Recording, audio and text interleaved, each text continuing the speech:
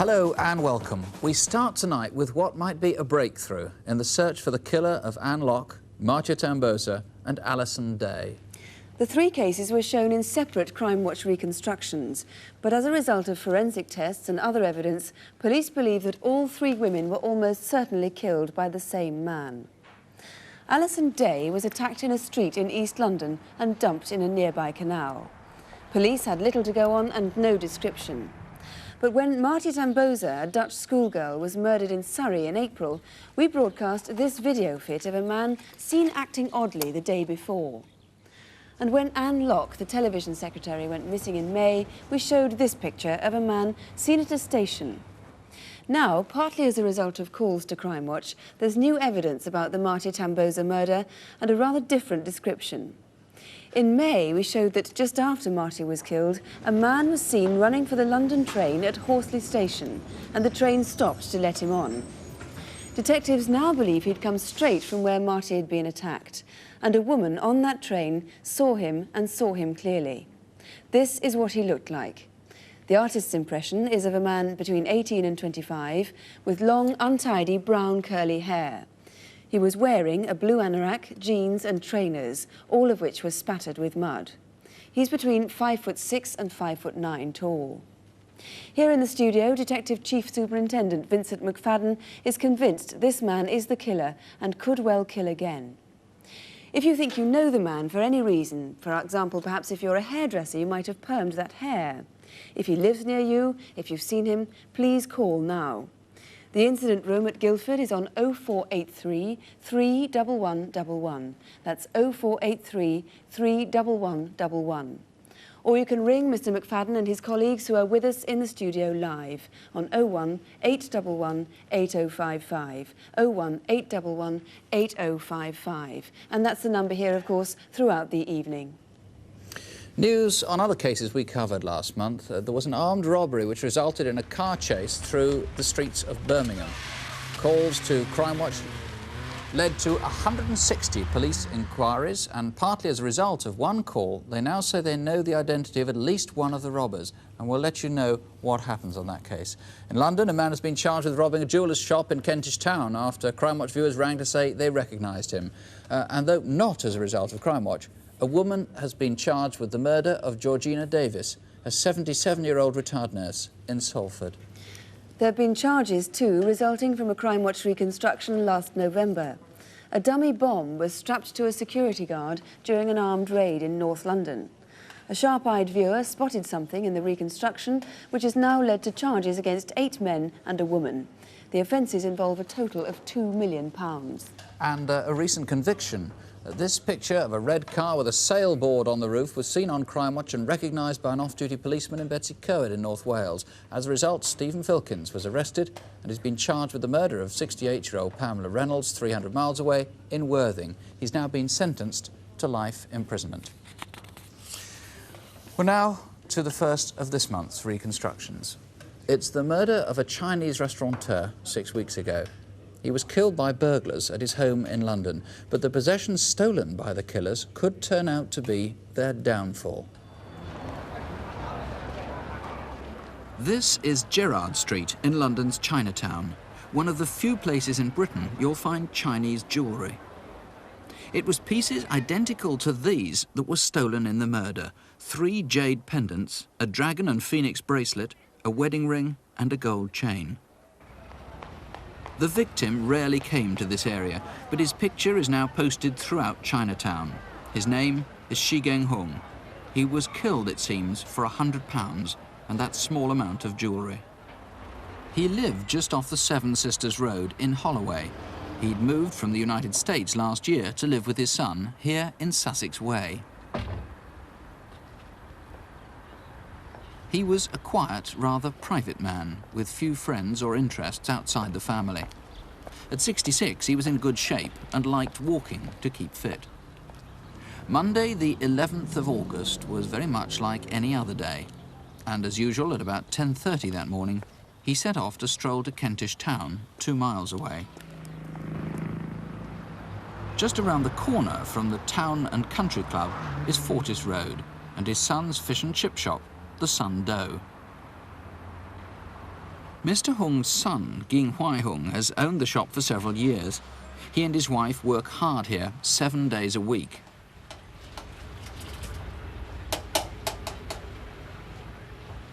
That Monday, Shi Geng Hung was especially pleased to see his granddaughter, Rosie. She and her mother had stayed the previous night in the living quarters above the shop.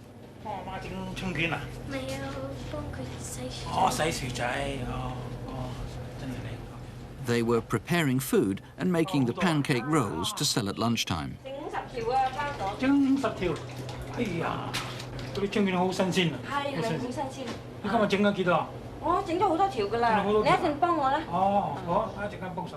Shi Geng Hung knew a great deal about the catering trade. He jointly owned a restaurant in Brooklyn in New York. This photo was taken 11 years ago. He'd lived all across the world, in Guangzhou, in China, in Hong Kong and in Jamaica. After selling up the Brooklyn restaurant, he'd come to live in England 15 months ago with his son and family. The restaurant sale had left him money for his retirement, and he still had plans to travel before settling down.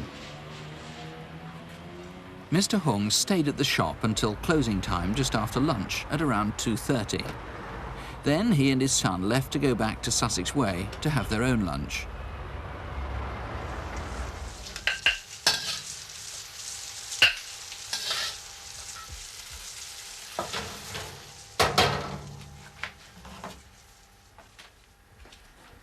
I have news about your son. What is it? Your son and your son now in Hong Kong. So they I think this year will come back to Hong Kong. You when are you going? 大約聖誕時間啦嚇。食飯，食啦。 The son remembers nothing was unusual that Monday afternoon. At about 4:45, he left to go back to the shop. His father seemed happy and at ease. Shi Geng Hung loved reading and gardening. At 6:50 that evening, a neighbour noticed he was out in his garden cutting back the ivy. This was the last time Shi Geng Hung was seen alive, except, that is, by whoever killed him. It seems he spent the evening quietly in the house. A light was on in the downstairs room where he normally watched TV. Manchester United supporters have arrived back at Harwich after last night's violence in Amsterdam. Whatever happened, the TV was certainly switched off by morning. We know he had an evening meal and washed the dishes, but the light stayed on all night. Sometime between 9 and 11 p.m, at least 2 people got into the house. They stabbed, tortured and battered Shi Geng Hung to death. The man now hunting for his killers is Detective Superintendent Fergus Corcoran. It was a particularly horrible and vicious killing, wasn't it? Yes, it was. An appalling attack on a defenseless man who suffered horrific injuries, and the people responsible must be caught. Are they Chinese? English? Do we know? At this stage, I can't really say. Now, the jewellery they took is very distinctive. I've got one item here. This is pure gold, and it's quite something. The most recognisable piece, in fact, is identical to this. It is gold, and to describe it, here's Dr. Stephen Tang from Manchester, who's an expert in Oriental jewellery of this sort. This is a gold bracelet, usually presented to the bride before her wedding. It's from the close relatives of the family, with a dragon and a finished design with a double happiness in the middle. It represents harmony and fortune. The value will cost the family perhaps a few thousand of dollars, Hong Kong dollars, and yet it's not the value that is money value that's important, it's the sentimental value that is within, which is most paramount. So you need anybody who's seen that jewellery to call you. Any other clues? Yes, any of that jewellery particularly, and about 4,500 luncheon vouchers were stolen of various denominations, but they're all marked in one of 2 ways. Either the marking of 2 lines across at the front of the voucher, or a form of Z-type marking. They're all marked in one of those ways. I mean, frankly, if I've got several thousand luncheon vouchers, which perhaps I shouldn't have, or I've got this sort of jewellery, which again, maybe I shouldn't have, I'm going to be a bit worried about calling you. Sure. Well, I would appeal particularly to any of the criminal fraternity who may have come into possession of those items to ring me in the strictest of confidence. I'm not worried about their possession at this time. I'm solely concerned in the identity of the people responsible. You're not going to take action against them? At this stage, no. Now, what about the killers? How many of them? What do we know about them? From the inquiries we've made so far, I'm satisfied that there were at least 2 of them, and they left the house and walked down Sussex Way in the direction of Seven Sisters Road, which is a very, very busy thoroughfare. As they turned into Seven Sisters Road, there is the Safeway supermarket, and directly outside Safeway's there is a bus stop with numerous buses stopping there and carrying passengers on up towards Finsbury Park. Now, this is between 9 and 11 p.m. at night. Lots of people around, lots of pubs near there too. That's right. No doubt at all, if people were at the bus stop or on the buses, I would appeal for them to recollect if they saw at least 2 people, both of whom indeed would have been bloodstained. OK, those pubs, very quickly. Yes, there's 3 public houses where people may have come from. The Enkill Arms at Hornsey Road, or the next one at the junction of Seven Sisters Road, and the Nag's Head at Holloway Road. Right. There's a £5,000 reward. If you can help, please call us. A particularly horrible killing. The number to ring if you can help, 01811 8055. If you've any information at all, please call 01811 8055. You can speak to a detective or to a BBC researcher, and in English or in Cantonese. Or you can call the incident room at Holloway Police Station on 01 263 9090. That's 01 263 9090. Well, now the incident desk. This month, a woman who's been robbing building societies in the West Country and Wales, the kidnapping of a child from Lincoln, and the needlework which could identify a body found in Sussex. Here are Superintendent David Hatcher and Constable Helen Phelps. First, the kidnapping. On the afternoon of Wednesday, the 27th of August, Jamie Thomas, who's 8, went out to play on his bike near his home in Lincoln. In the evening, somebody saw him in the city centre with this man. He seemed to be between 40 and 55 and might have had round-rimmed glasses. At about 8:30, the 2 of them were seen again, getting on a train at Lincoln Station. A well-dressed middle-aged woman was seen talking to them on that train. At Newark, she got off and they continued south. We'd like that woman to ring us now. We also want witnesses who saw them on the next stretch. Remember, they had a child's bike with them. Jamie and the man got off the train at Peterborough at 10 p.m, and from then on, we've no sightings of the kidnapper. Jamie only remembers being taken to a house not far from the railway station. He was kept overnight and luckily he wasn't harmed. The next morning, that was Thursday the 28th, he got out and was seen wandering alone around Peterborough. A policewoman found him that afternoon and he was returned safe and sound to his parents. Now, James' bike is still missing. This is a replica and it may help us find out where he was taken. It's a Viceroy Stingray BMX type and in these colours. If anyone's come across one in Peterborough, please ring us. And if anyone saw the man on those trains or elsewhere, we really do need to hear from you. On the 31st of August, a gruesome discovery was made in the Ashdown Forest in Sussex. You've probably read about the case. Detectives are still trying to identify the remains of a murdered woman. Forensic tests have given only a rough description. She was white, between 17 and 40, medium build, about 5 foot 3 inches tall, and she'd probably once had a baby. Not much to go on, but you may be able to help us identify the victim or her killer if you recognise the materials which were used to wrap her. First, these curtains. One's a floral pattern and the other's blue acrylic.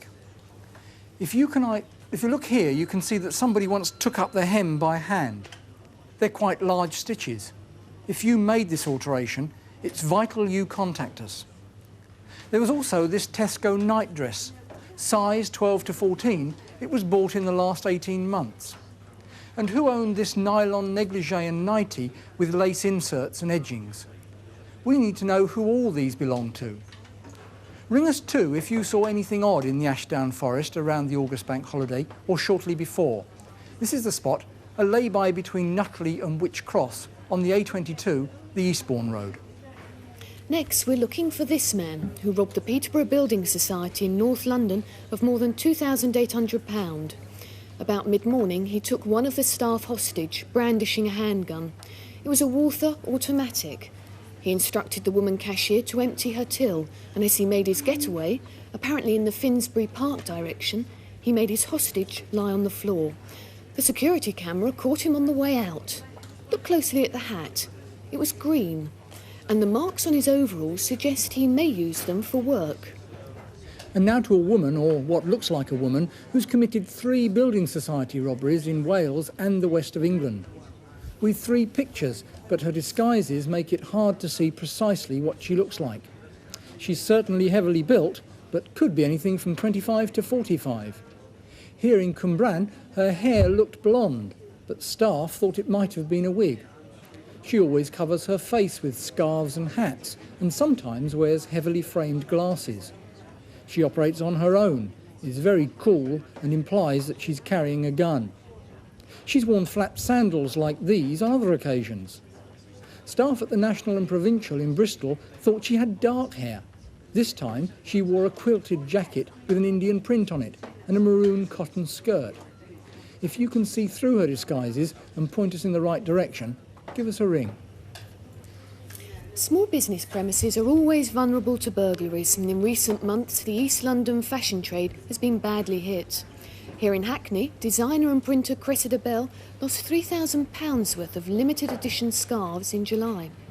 Each one is hand screen printed on wool or silk and sold only at exclusive London stores like Harvey Nichols and Brown's.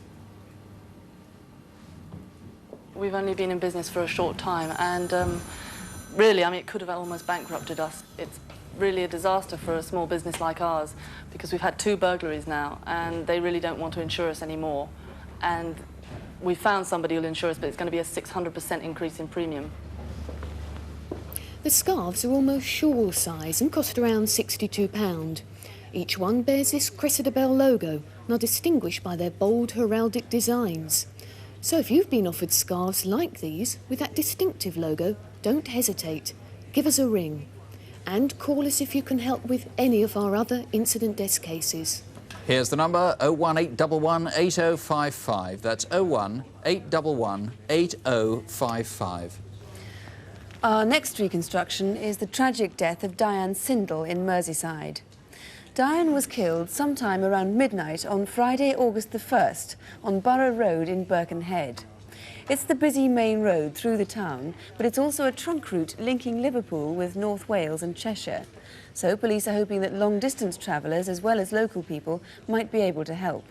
Diane lived and worked in Seacombe, just outside Birkenhead.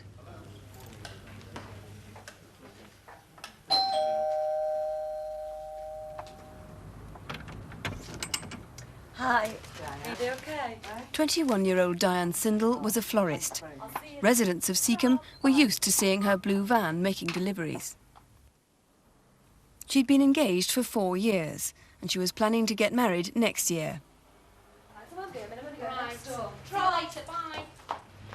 During the day, she worked at her uncle's greengrocer in Seacombe, just round the corner from her flat.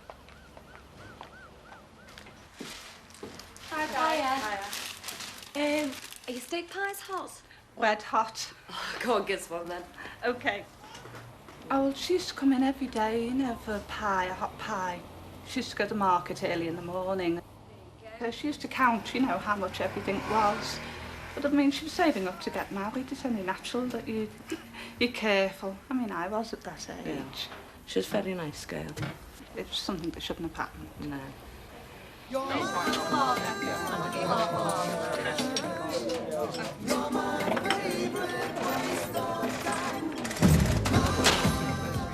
For the past year, she'd been earning extra money, working 3 evenings a week at a pub called the Wellington, just outside Birkenhead in Bebbington.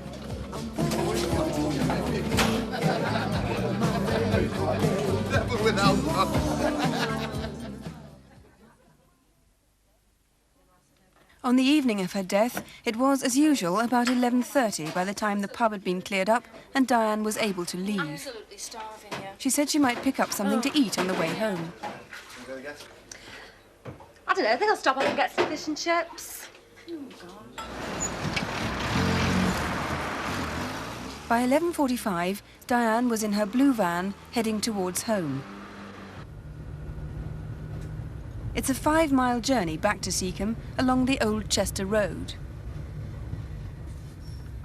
2 joiners were working late in a car accessory store at the junction where Diane had to turn left into Borough Road, Birkenhead.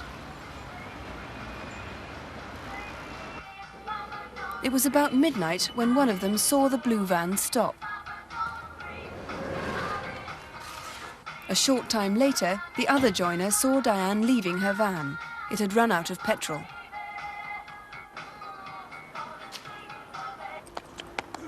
Diane set out along Borough Road, walking away from the centre of Birkenhead in the direction of Tranmere. She might have been planning to call on a nearby friend for help, or she may have been heading for a petrol station half a mile away, or perhaps she hoped to pick up a taxi. After that first sighting by the 2 joiners at the auto centre, the second sighting was a few minutes later, further along Borough Road.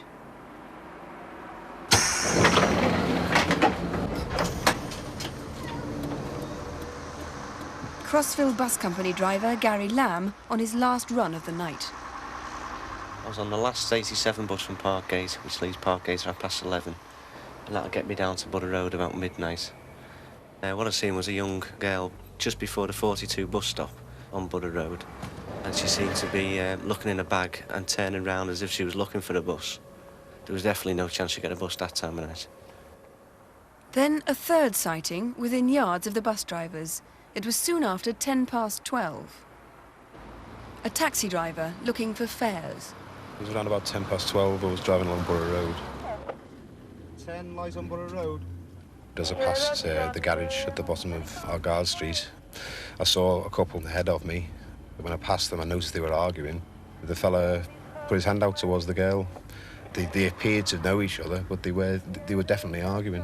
It was as if they'd been to a club and then, had a fight, and then were walking home together, Further along Borough Road, a couple driving home saw her near the junction with Whetstone Lane. As far as we know, this was the last time she was seen alive. The mystery is that Diane's body was found in an alley 150 yards back along Borough Road. Had she walked back, or had somebody driven her back? The next day, Saturday the 2nd of August, around noon, a local woman was walking her dog. Diane's body was lying only yards from Borough Road.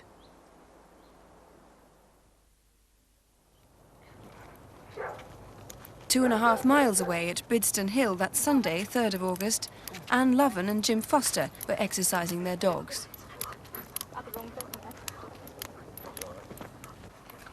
As they walked down a path near Viner Road North, they noticed someone had started a fire.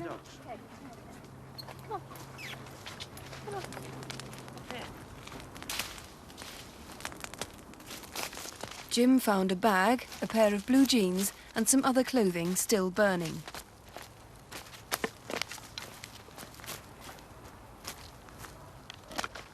There was also a charred page from a Barclays paying-in book. Well, Detective Superintendent Tom Baxter is in charge of this investigation. Those were Diane's clothes burning there, weren't there? Yes. But whoever started that fire only just done so. Yes, the fire was discovered about 8 p.m. on the evening of Sunday, the 3rd of August. We do feel that the person who was burning Diane's clothing was disturbed.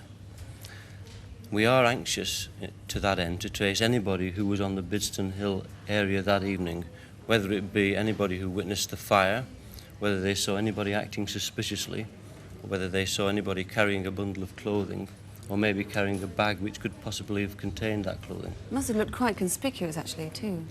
Could you just show us on the map now those 3 places where Diane was seen that Friday night on the 1st of August? That's where she ran out of petrol. Diane ran out of petrol on Borough Road opposite the Auto Safety Centre. She left her vehicle, and then there are 3 sightings of her as she walked along Borough Road out of the Birkenhead town centre. The extraordinary thing is that that last sighting at the junction of Borough Road with Whetstone Lane, her body was found 150 yards back along Borough Road. Now, how do you account for that? Well, we don't know. We haven't got any sightings whatsoever of Diane walking back along Borough Road towards the town centre. Her body was found very near where the taxi driver saw her, and she appeared to be arguing with somebody in a leather jacket. You're obviously anxious to find him. Yes, this is a very important sighting. It appears that Diane was arguing with a man, and we are anxious to trace this person. There was another girl assaulted that very same night on Borough Road. It's extraordinary that nobody saw anything. Yes, there was a girl assaulted on Borough Road that evening. She was a 17-year-old girl who was dressed in yellow. She was subjected to an indecent assault and was eventually found on a park bench, sobbing and in a distressed condition. Don't you feel somebody must have seen something? If two girls are assaulted on the same road, it's a busy road. Yes, I do. It's very relevant that the assault must have taken place about the same time that we feel that Diane met her death. And I find it incredible in this busy, well-lit area that nobody has come forward who has actually seen either of these assaults taking place. And somebody in a white Ford Sierra was seen too. Who you'd like to come forward? There was a white Sierra seen parked close to the murder scene at the relevant time. I would like that driver to come forward. Well, if you can help, please, if you did see anything that night which might help, please ring us. And if you've been approached or accosted or assaulted in the Borough Road area any time in the last few weeks, any description you can give could be vital. You can ring and speak in complete confidence to a female BBC researcher or a woman police officer. The number here in the studio, 01811 8055, or call Birkenhead Police Station on 051 777 4979. That's 051, the code for Liverpool, 777 4979. Our next reconstruction is about a rash of crimes which has become so serious that 6 different police forces are pooling resources. They're hunting for a group of thieves who seem to know precisely what they're after.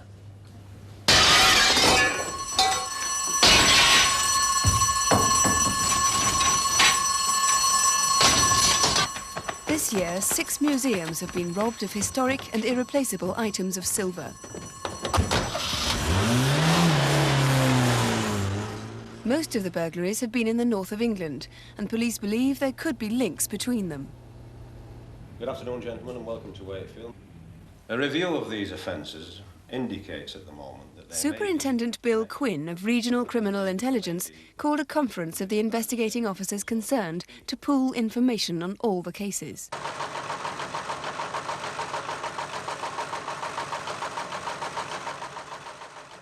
Thieves broke into the premises via a side window by smashing it, then went into a banqueting room and there smashed the glass in a wall cabinet and grabbed about 13 pieces of the Hull silver collection. And it's believed that they left the premises via the window that they'd gained entry. The thieves went straight for the most prized and most historic items in the Hull silver collection, distinctive because of the 3 crowns engraved on every piece. In Leeds, £1,600 worth of silver was taken, and this candelabra was part of the haul. This diocesan cup was part of a £20,000 burglary from Ripon.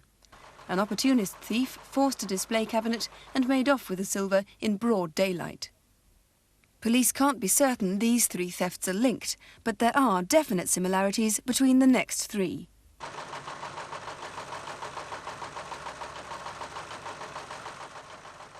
Entry had been gained to the museum by means of breaking the first floor window of the museum. Found at the scene was this sledgehammer, which had obviously been used to smash the window. As you can see, there's a piece of string, there was a longer piece of string attached to it, which had probably been used to drag the sledgehammer up to the first floor window. The gang was after these 5 mayoral chains and badges of office worth £10,000.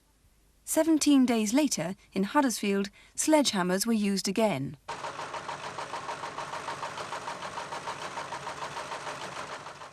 This was the largest of the burglaries. £40,000 worth of silver went from here, including this huge silver seagull. Similar to the other offences, entry was gained to the premises by using one of these sledgehammers here to smash a window at the rear of the premises, and to deaden the sound, this tartan-type rug here was used and it was found near to the broken window at the back of the premises. Now, I'm convinced that the people who broke into the museum, the Tolson Museum at Huddersfield, knew exactly where they were going to, knew exactly what they were going for, because they broke into 2 display cases, one on the ground floor and one a considerable distance away upstairs. At each of the cabinets, we found the sledgehammers. And because of this, and because of the distance between them and the fact that an alarm rang out, we have a theory that perhaps 4 people were involved. Last month, the thieves moved south away from the northern counties to Shrewsbury in the Midlands. Forensic evidence provides a clear picture of what happened. The Clive House Museum is tucked away at the end of College Hill near the city centre. Clive of India once lived here. The exhibits include rare porcelain and china, but taking pride of place in the museum's gallery was a valuable collection of antique silver, much of it the property of local churches.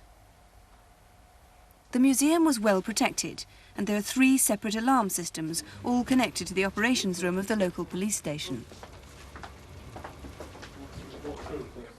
It's Sunday, August the 3rd. The museum had been closed all day.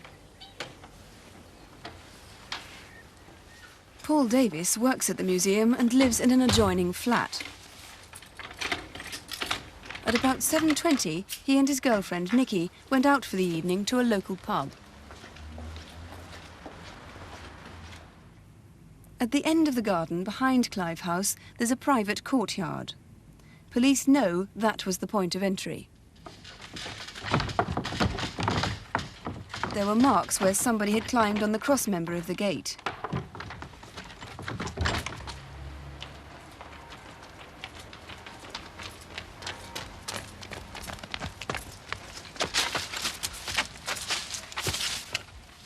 There were scuff marks on the wall of this garage.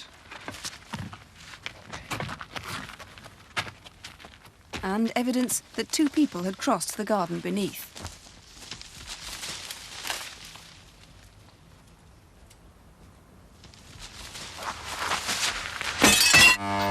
Automatic intruder alarm, Clive House Museum.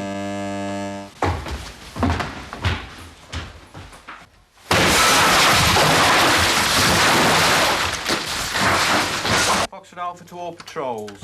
Alarm sounding Clive House Museum.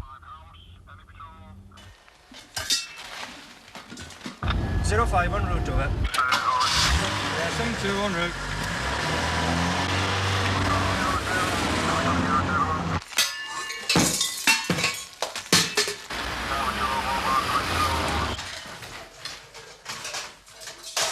The first policeman was on the scene within 3 minutes of the alarm sounding. Whether by luck or by judgment, the thieves had got away with £25,000 worth of silver.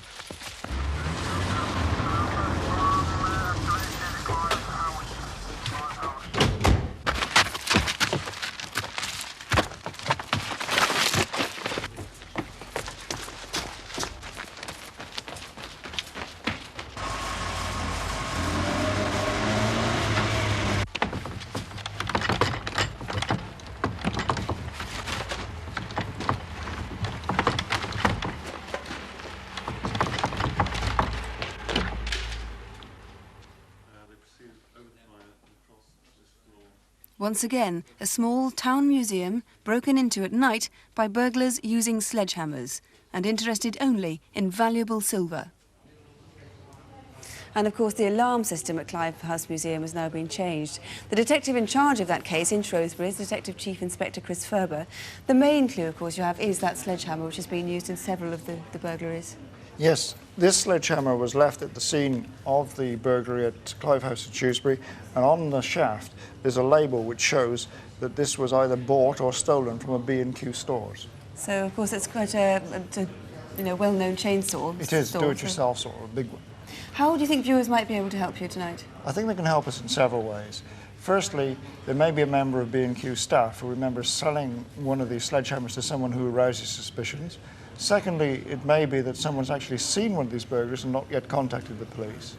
It could be that genuine visitors to such museums have noticed that other visitors are taking a particular interest in the alarm system or acting suspiciously in some way. And thirdly, and perhaps the most likely, they may help us in the disposal of the property. Perhaps they've had some of these articles offered to them for sale, or they know something about being requested to crate them up or distribute them. Well, John Souter here is an expert in tracing stolen antiques. You're a former policeman and you call yourself the antique detective. That's right. Pun yeah. intended. First of all, this diocesan cup is one of the most remarkable pieces we have here. It's a limited edition. That surely should be traceable. I think so. I think that would have been stolen to be sold to a collector in due course.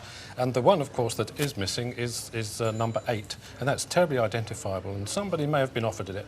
The thieves know what they're after. They're after particularly distinctive stuff, so they obviously yes. don't intend to melt it down. I wouldn't have thought so, no.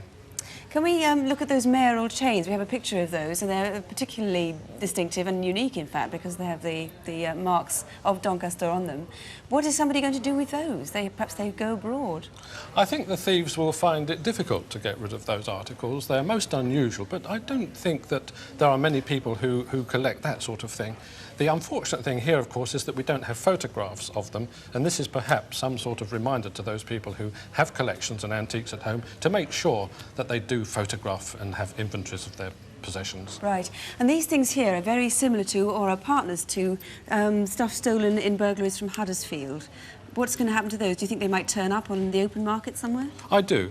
The value in articles such as these are the workmanship, the rarity, and the age. There's not a lot of weight in the individual articles, and I'm sure that they were stolen to sell. And at this very moment, they could be circulating within the antiques trade or the silver trade, and perhaps some collector has already been offered or even bought one of the stolen articles. They could be anywhere in the country. They and could. Mr. Ferber, there is a reward. There are rewards on offer, aren't there? There certainly are. There's 3 sets of rewards: 2,500 from Shrewsbury, 2,000 at Ripon, and 2,500 at Hull. Right. Well, we have showed you some of the more unusual pieces stolen, but in fact we've prepared a complete list of 87 missing items. If you have a special interest, if you buy and sell antique silver, or you visit or work in markets, you might like to have the list and have a look out for them. Send us a self-addressed envelope with a 22p stamp. Here's the address: Silverwatch, BBC Television, London W12 8QT. And of course, if you have any specific information on any of those burglaries, please ring us here now on 01 811 8055 or call Shrewsbury Police on 0743 53971. That's 0743, the code for Shrewsbury, 53971. Still on the subject of silver, we've some distressing news about a robbery we reconstructed last December. Bertram Vince worked from home as a silver merchant. He had a fine collection of antiques, which he kept at the family home near Downham Market in Norfolk. In May last year, 3 men broke in. They bound and gagged him. In fact, he almost choked, and they got away with silver worth £100,000. Now, it seems the same gang have struck again. This time, they were armed with a shotgun, and Mr. Vince has been so upset he's abandoned his career. These are some of the items that are missing, at least they're replicas. They're 16th and 17th century with the Norwich Rose hallmark that makes them so rare. Now, have you seen that anywhere on the market? If you want details of these pieces, they're lovely pieces of silver, write in for that Silverwatch leaflet. And if you own a novelty shop, do you stock a Spider-Man type of mask? All 3 raiders wore ones like this. They're probably imported. Where did the raiders buy them? And thirdly, of course, if you know who did it, please tell us. And if it helps, there's a £30,000 reward for information leading either to recovery of the property or to arrest and conviction. Well, the number for that and every other case we've covered tonight is 01 811 8055. The detectives will be here till midnight. Local numbers are all on CFAX on page 186, or you can write to us at Crimewatch UK, BBC TV, London W12 8QT. And we'll be back to give you an update at 11:30. I can already tell you we're having a remarkable response, especially on that portrait that we've got, and whoever rang up about luncheon vouchers from Barnet, please call again. Now, we pack a lot of crime into 40 minutes, more nasty ones than most police officers will encounter in a lifetime.